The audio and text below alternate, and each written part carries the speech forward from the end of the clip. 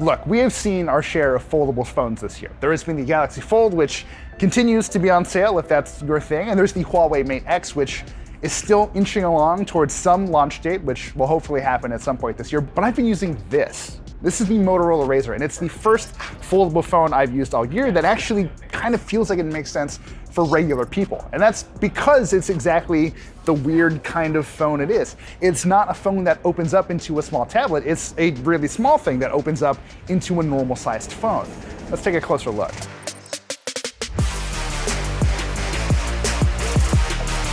Right off the bat, I have to gush a little bit. This is a really impressive technical feat, not just because Motorola took the classic Razr design and updated it with a foldable display, but because the hinge mechanism that drives this display, that makes it possible, feels really, really clever. When you open and close the phone, a bit of it actually extends down into this chin thing, which among other things houses the antenna. This is probably the most impressive foldable phone I've seen so far, if only because it seems to do the best job of making sure that it doesn't really feel like a foldable when it's open.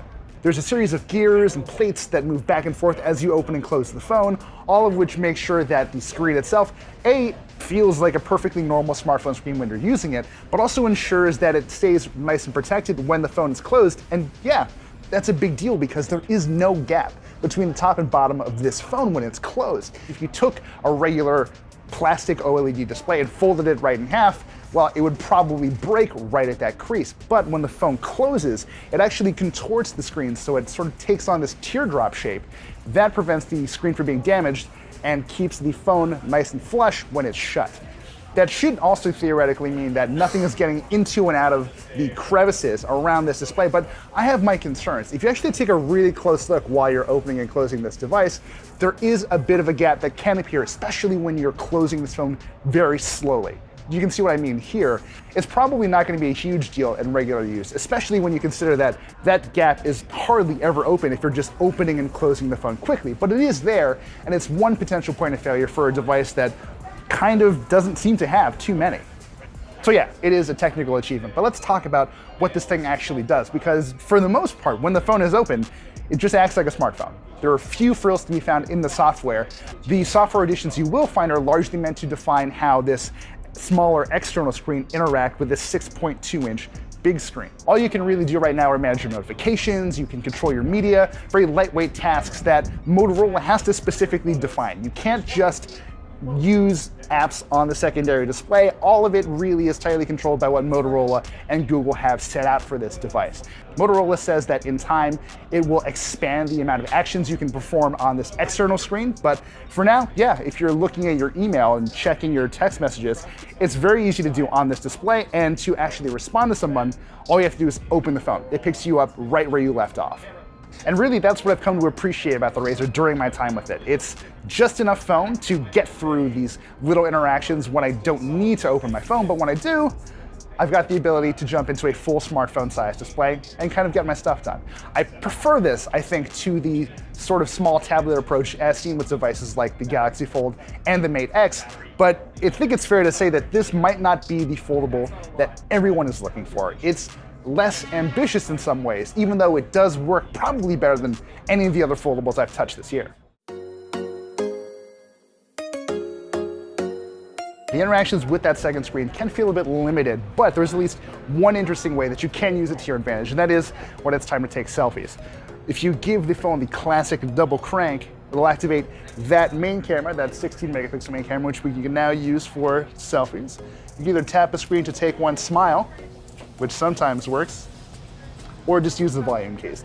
It's one of the more novel ways to use the secondary display, and it does seem to work quite well, but I want more out of this, and hopefully Motorola can deliver that in time.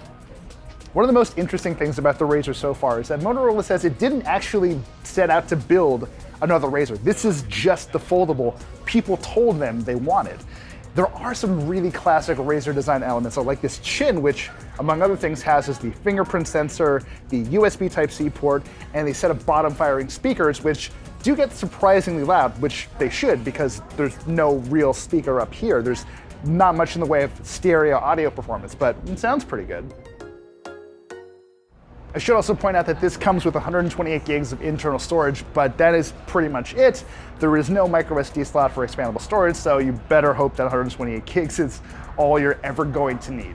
We're testing this thing in Los Angeles, and there hasn't been so much as a cloud in the sky all day. But if it did start raining, I'd feel a little more secure using the Razr than other foldables because it is coated with a nano coating that helps it deal with splashes and really quick interactions with water. It does not appear to be completely water resistant. You cannot and should not put this thing in a beer, but it's at least a bit hardier than what we've seen out of other foldables, and that's just nice to hear, honestly. There are a few other things to keep in mind, like the fact that this runs a Snapdragon 710 chipset with 6 gigs of RAM, which is perfectly fine. It's handled everything I've thrown at it without too much trouble at all, but it's definitely not a flagship device, which is pretty clear from the conversations I've had with everyone here. This is a design-first device. It's meant to look good, it's meant to feel good, and it's meant to run well, but it's not meant to blow the doors off of the competition when it comes to pure power. I also have my questions about battery life. Motorola says this thing will last for a full day off a single charge, and that may well be the case, but I do have to point out that the total combined capacity of the two batteries, one in each half of this device, that works out to a grand total of about 2,510 milliamp hours, which is quite a bit lower than what we've seen in most of the flagship smartphones we've tested this year. And again, this is a phone that's $1,500. You kind of want more than that out of the box. In fairness to Motorola, the quick view display on the outside is sort of designed to prevent you from having to open the phone all the time because you can do a lot of what you need right from this display. But because of the limited scope of these actions right now, which again involve managing your notifications and controlling your music, I don't know that that's going to be the case. I think the battery life might still be an issue because you're not using this external display as much as Moto thinks you will, but that could change in time. We also need to take a minute to talk about this camera. It's one camera on the front, which also works as the camera on the back, obviously. This is a 16 megapixel sensor with an f1.7 aperture. It takes pretty decent photos right off the bat, and it has a slew of AI optimizations to kind of help give it tools to react to different situations. So if you're shooting food, it'll activate a food mode. If you're shooting in the dark, it'll activate night mode. Things like that that are meant to make the process of using the camera much smoother. I will say, again, that for a $1,500 phone, I kind of do want a bit more ambition out of this camera, especially when Motorola is doing some truly weird, interesting stuff in the rest of its one devices. We've got, 3 or 4 cameras baked into one phone. We've got this single, solid 16 megapixel camera that is fine, but doesn't really do much to thrill. At the end of it all, the Motorola Razr is really one of those fascinating devices that appeals to me, even though a lot of the things that Motorola did here don't make the most amount of sense. I wish it had bigger batteries, I wish it had slightly higher resolution screens, I wish it had a more ambitious camera setup, but you get this.